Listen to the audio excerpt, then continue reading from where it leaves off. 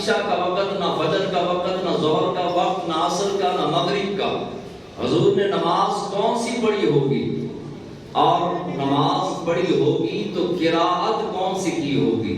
اگر تو حضرت موسیٰ علیہ السلام نماز پڑھاتے تو اپنی کتاب کی تلاوت کرتے، داؤد علیہ السلام پڑھاتے تو اپنی تلاوت کرتے، ابراہیم علیہ السلام صحیفے پڑھتے، حضور علیہ السلام نے مصلی امامت پر کھڑے ہو کر اللہ کا قرآن پڑھا، تلاوت قرآن کی، اور پوری کائنات کے جتنے بھی انبیاء اکرام اور رسول تھے سب کو پیغام دے دیا، تمہاری کتابیں منسوخ، سکہ مصطفیٰ کا چلے گا۔ اب ساری کتابیں تمہاری پیچھے رہ گئیں، سکہ و حکومت جو ہے وہ مصطفیٰ کریم کی، آمنہ کے چاند کی چلے گی۔ اللہ کے محبوب علیہ السلام نے نماز پڑھائی۔ امام رفاعی علیہ رحمہ آپ فرماتے ہیں کہ سارے نبی دل ہی دل میں دعا کر رہے تھے کہ کاش نماز چلتی رہے، نماز ہوتی رہے اور ہم پیچھے کھڑے ہو کر نماز پڑھتے رہے۔ امام رفاعی فرماتے ہیں کیوں؟ کیونکہ حضور نے معراج پر جانا تھا، معراج پر جا کر کے رب کا دیدار کرنا تھا، لیکن پیچھے مقتدی بن کر نبی اور رسول کھڑے تھے، رب نے ان کی معراج وہیں کروا دی۔ سارے نبیوں کو حضور علیہ السلام نے نماز پڑھائی، اور اس کے بعد ایک نور کی سواری اتری، جس طرح سیڑھی ہوتی ہے، ایک نور کی سیڑھی مسجد اقصی کے صحن میں اتری، اور جبریل علیہ السلام نے عرض کیا کہ یا رسول اللہ صلی اللہ علیہ وسلم آپ چڑھیے۔ اب نور کی سواری پر بشر، خالی جو بشر ہو وہ نہیں چڑھ سکتا، ایک روشنی ہے، خالی نور ہے، اس کو ہم پکڑ نہیں سکتے۔ آپ کوئی بھی لائٹ جو ہے وہ آپ لے لیں، ٹارچ لے لیں اور روشنی ماریں، وہ روشنی دیوار پر ہو تو آپ پکڑیں تو پکڑی جائے گی؟ وہ نہیں پکڑی جائے گی، کیونکہ ہم بشر ہیں، خالی بشر ہیں۔ حضور علیہ السلام بشر بھی ہیں، نور بھی ہیں۔ سبحان اللہ! نور کی سواری پر نور ہی چڑھ سکتا ہے۔ وہ نور کی سیڑھی پہ حضور نے چڑھنا شروع کیا۔ پہلا آسمان آیا، جبریل علیہ السلام نے دروازہ کھٹکھٹایا، اندر سے آواز آئی کون؟ کہا کہ جبریل ہوں۔ اب سارے فرشتوں کا استاد، سارے فرشتوں کا سردار، کہا جبریل ہوں۔ دروازہ کھولو، کہا دروازہ نہیں کھولیں گے۔ اب رسول اللہ ساتھ، جبریل علیہ السلام، سارے فرشتوں کے امام، سارے فرشتوں کے استاد، کہا دروازہ نہیں کھولیں گے۔ ہمیں اوپر سے آرڈر ہے، حکم ہے کہ اگر آج جبریل جو ہر نبی اور ہر رسول کی بارگاہ میں جاتا رہا، آج اگر اکیلا آیا ہے تو دروازے بند رکھنا، اور اگر یار کو ساتھ لے کر آیا ہے سارے دریچے کھول دینا، سارے دروازے کھول دینا۔ پوچھا کہ کون آیا ہے؟ کہا وہی آیا ہے جس کے لیے رب نے تمہیں اور ہمیں بنایا ہے۔ دروازے کھل گئے۔ پہلے آسمان پر جو نبی تھے انہوں نے استقبال کیا، فرشتوں نے استقبال کیا۔ حضور علیہ السلام نے پہلے آسمان پر حضرت آدم علیہ السلام کو اور فرشتوں کو نماز پڑھائی۔ نماز پڑھانے کے بعد جناب آدم علیہ السلام اور فرشتے حضور کو استقبالیہ دیا، اور اس کے بعد ادباً محبتاً دوسرے آسمان تک چھوڑنے گئے۔ دوسرے آسمان پر حضور فرماتے ہیں میں پہنچا، اور وہاں میرے سے پہلے جو نبی موجود تھے، ابھی تو آدم علیہ السلام مسجد اقصی میں تھے، اور ابھی پہلے آسمان پر بھی پہنچ گئے۔ حضور علیہ السلام نور کی سیڑھی کے ذریعے یا براق کے ذریعے یا رف کے ذریعے جا رہے تھے، آدم علیہ السلام نبوت کی طاقت سے جا رہے تھے۔ پہلے آسمان سے دوسرے آسمان پر حضور پہنچے، وہاں پر نبی اور فرشتوں کو نماز پڑھائی، پھر دوسرے، پھر تیسرے، چوتھے، پانچویں، چھٹے پر جب پہنچے تو جناب موسیٰ علیہ السلام سامنے کھڑے ہیں۔ ابھی پہلے جو ہے وہ قبر میں تھے، وہاں پہ درود و سلام موسیٰ علیہ السلام پڑھ رہے تھے۔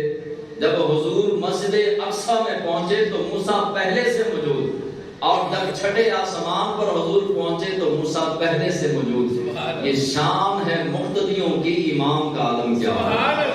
حضور ابھی اپنی طاقت سے نہیں جا رہے، وہ رب کی طاقت سے جا رہے تھے، اور موسیٰ اپنی طاقت سے، نبوت و رسالت کی طاقت سے جا رہے تھے۔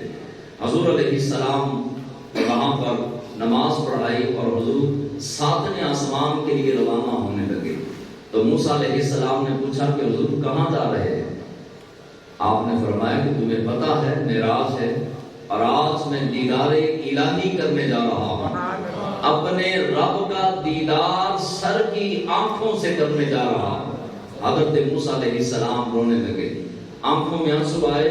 یہ رشک کی وجہ سے, حسد کی وجہ سے نعوذ باللہ نہیں, رشک کی وجہ سے کہا کہ میں نے بھی کہا تھا ربی ارنی, مولا میں دیدار کرنا چاہتا ہوں. تو رب نے کہا تھا لن ترانی, تو نہیں کر سکتا. تو پھر میں نے رب سے کہا تھا مولا جو کر سکتا ہے اس کی راہوں پہ کھڑا کر دے, وہ تیرا دیدار کرے, اس کی آنکھوں سے میں تیرا دیدار کروں. میرے مولا مجھے اس کے راستے پہ کھڑا کر دینا جو تیرا دیدار کر کے آئے. تو آپ کی راہوں میں کھڑا ہوں, آپ رب کا دیدار کر کے واپس آئیں تو مجھے ضرور ملیے گا تاکہ میں آپ کا دیدار کروں. ساتویں آسمان پر حضور فرماتے میں پہنچا تو حضرت ابراہیم علیہ السلام سے ملاقات ہوئی. کس سے تھی؟ حضرت ابراہیم علیہ السلام, حضور کے جد امجد حضرت ابراہیم علیہ السلام. ساتویں آسمان پر حضور نے اپنے دادا حضرت ابراہیم علیہ السلام کو نماز پڑھائی اور پھر مصطفیٰ جان رحمت ساتویں آسمان سے اوپر آپ نے جنت کو ملاحظہ فرمایا, جنت کے نظارے کیے اور جنت کا معائنہ کیا. اس کے بعد دوزخ کو دیکھا اور دوزخیوں کو دیکھا, عذابات دیکھے.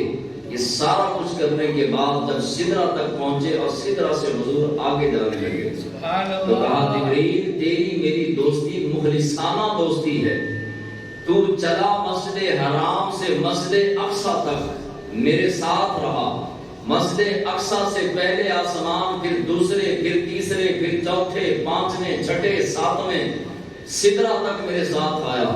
اب تجھے میرے ساتھ ہی آگے چلنا ہوگا. جبریل ہاتھ باندھ کے کھڑے ہو گئے, کہنے لگے یا رسول اللہ صلی اللہ علیہ وسلم بال برابر بھی اگر آگے بڑھا تو سارے بال اور پر جل جائیں گے, لہٰذا آگے میں نہیں جا سکتا. میں نے تو بہن کو بھی عرض کیا تھا کہ جبریل بشر ہیں یا نور ہیں؟ سارے بولیے نور. اب آگے کیا تھا؟ آگے نور ہی نور تھا. آگ کو آگ میں ڈالیں تو آگ کو آگ نے جلانا کیا ہے؟ نور اگر نور میں بھی چلا جاتا تو جلنا کیا تھا؟ لیکن جبریل پوری کائنات کے کلمہ پڑھنے والوں کو پیغام دے رہے ہیں, میں بھی نور, حضور بھی نور, لیکن نور نور کے اندر فرق ہے.